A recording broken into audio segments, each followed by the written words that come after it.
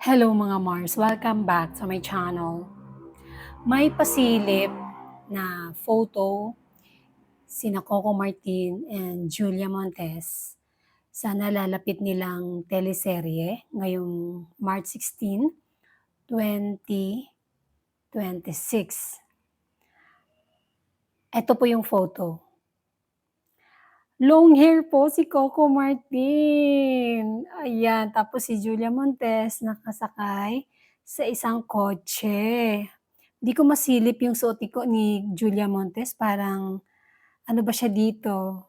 Di ko masilip. Tapos ang saya 'no, nakaka-excite tuloy na mapanood ang bagong teleserye ng totoong magkarelasyon na si Coco Martin and Julia Montes. Ayan 'no, ang ganda ng tawa. Ano kaya excited ako. Ano kaya ang kwento talaga ng Sigabo?